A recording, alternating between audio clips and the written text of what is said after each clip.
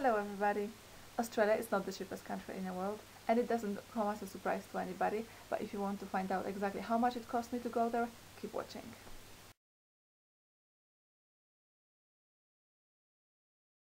I decided to make this film after receiving quite a lot of emails and questions about how much did my trip to Australia cost.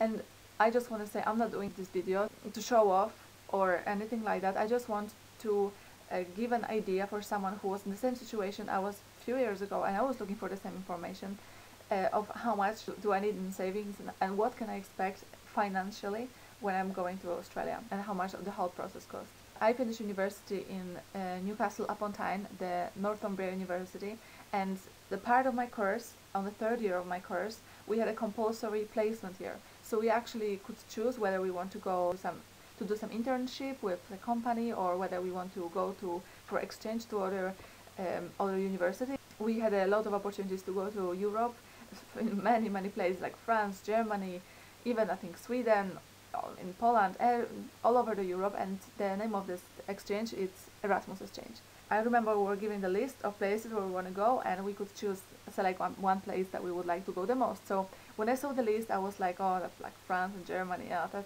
that's so close, I can go there anytime. But like I saw this one line there, and it was Australia, and it was just one place for whole university available to go to Australia. That, as far as I was told, at the point when I was selecting this university.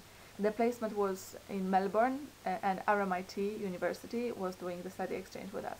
The whole process started around a year before I was going to Australia, and involved filling quite a few applications or like kind of cover letters. Why would I want to go there, and why am I a suitable person to go there? It also involved exchanging a lot of documents with my university, which then had to sort out with the university in Australia. And the final process of getting the visa itself, I had to do it myself. Before even I could apply for a visa, which you do online, I had to fill out a number of documents and send it directly to RMIT University, and I was giving the email address through my university to send my private documents with my passport numbers and account details directly to them. So my university from this point actually wasn't involved in steps, but of course it was always behind my back just in case something happened, and I actually needed their help, but I'll tell you in a second. So after a series of documents I had to send to RMIT to Australia, they had to send me the most important document without which I couldn't apply for a student visa. This document was like an approval letter or confirmation letter, or kind of like enrollment confirmation. I can't exactly remember the title of this letter, but it's a very specific piece of document which my university in RMIT failed to send me for 2 months. And seriously, I was supposed to start my semester in Australia, well, because the semesters in Australia run very different than they run here in UK. It's not like from September till December and then from January till May. It's different, and I was joining them actually in the middle of second semester in July. So July was when the second semester was starting. So I had to be in Australia on, I think, 11th of July, and I sent my documents to RMIT, I think around May, and for 2 months I was checking my email every single day because I needed to apply for a visa, and it takes a while by the time they get back to you the information. Also, just in case I had to have a medical checkup or anything like that, I needed the time to actually have this checkup done. And then of course I had to buy the ticket. I decided I'm not going to buy a really expensive ticket because I still wasn't sure what happened if I actually not going to get my visa, because I'm going to be late with the whole process because the university is late, or the university actually reject me for some reason. And I really started doubting I will ever go to Australia after 2 months waiting for this approval letter. At that point I had to go back to my university and tell them, guys, I really need to know whether I'm actually going or not, because I'm still not sure, because I still haven't received this very important piece of document. So my tutor, one of my tutors, helped me and sent email on the university behalf of asking what's the problem with my application. They sent the email back stating that sorry for keep you waiting, guys, it was lost in a system or something like this. I'm like, oh really? So that was actually a first glimpse of this organization that I met in Australia, and my university was bloody number one when it comes to this organization. So I got my approval letter with which I only could apply for a visa, literally I think 2 or 3 weeks before the date I actually should already be in Australia. Together with this letter, approval letter, I had to submit my payment for my insurance also to RMIT, and RMIT was sorting it out for me. And also I had to have money ready for visa application fee. Once I had all these 3 documents in place, I applied for a visa, and from then it was just like a big wait, and hopefully my visa gonna be approved. My visa was approved indeed, but it came with the message that I need a medical checkup. And the reason why I need a medical checkup is because Australia has a map of countries in the world, and it have a rate for each country of how likely and what's a risk of tuberculosis in each country is. UK is a risk 0, which means if I was a British citizen, I actually didn't have to go through any checkup at all. But because I have a Polish passport, Poland apparently is in a first group of risk of tuberculosis. Therefore, they require me, as my nationality shows, they require me to go for a checkup. So that was another. I was literally 2 weeks before actually starting day of my university, and there are only few doctors within the UK assigned for this medical checkup, and I think the closest one was in Edinburgh. There was one in Manchester, and there's one in Birmingham. I called Edinburgh and I called Manchester, and they told me that the queue is waiting queue is like 3 months. So I was like, how am I gonna make it? I need to be in Australia in 2 weeks, and I don't even have a visa. I don't have a ticket, and I have to wait 3 months for my appointment for medical checkup. But I was very, very lucky. I called the third place in Birmingham, and they told me I actually somebody cancelled, so we have an appointment available for you next week. And of course I took it, and I had to go, of course, for my own cost to Birmingham to sort out my medical checkup. The checkup cost around £300, I think £290 if I'm not mistaken, and it's all on my cost again. Thankfully, within a few days I've been granted a visa without any problem. At that point it was, I think, literally 7 days before I was supposed to start my second semester in Australia. My first semester of study exchange, my ticket to Australia cost me £1,100, and my health insurance cost around $500 and the visa application was around $400 or all the way around. But I know I paid around $900 for just the application,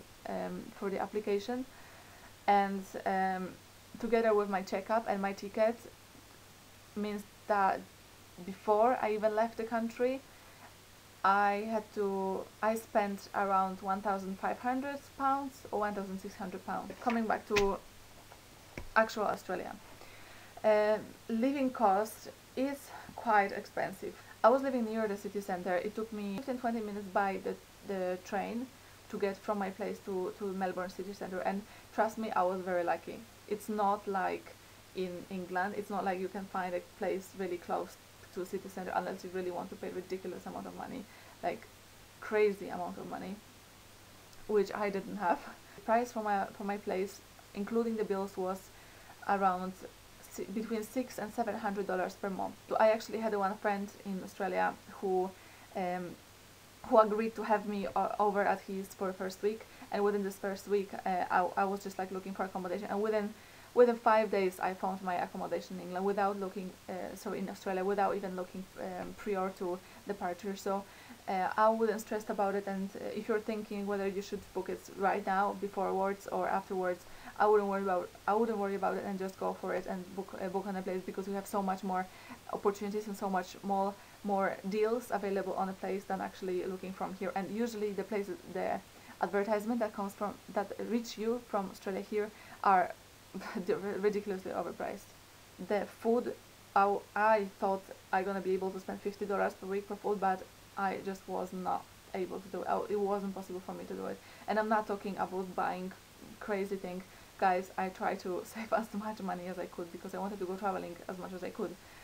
And I didn't really go out. I didn't really drink alcohol over there. I don't even mention the price of alcohol. Yeah, for food, I was spending around $100 per week. And on top of it was going extras, train tickets, pens, notebooks, notebooks, I know, toothpaste finish. So it all was adding up to a couple of $100 per month. And if you count it all, add it all, my cost of living in Australia was around 1,200 per month. And it wouldn't be that bad if I didn't think that I wasn't able to actually earn that much money over there, because with my student visa I was only able to work 20 hours per week. For these three places, for east coast of Australia, for Fiji and New Zealand, I spent probably between £2,000 to £3,000 on altogether, on the flight tickets, on accommodation or food or anything.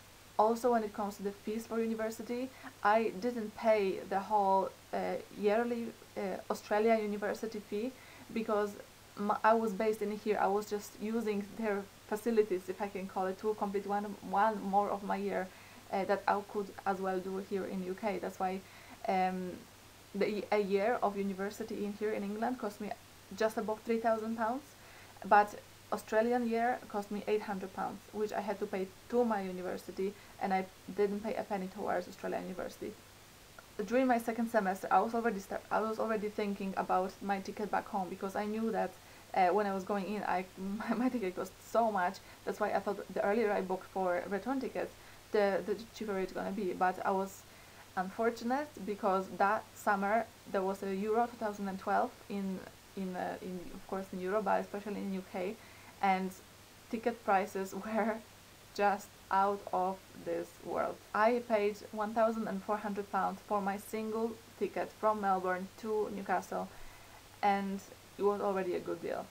Unfortunately, it wasn't the cheapest adventure I've ever had, and for anybody who thinks that I'm living in super luxury and that I have parents who help me out with this, I'm saying no, it's exactly opposite.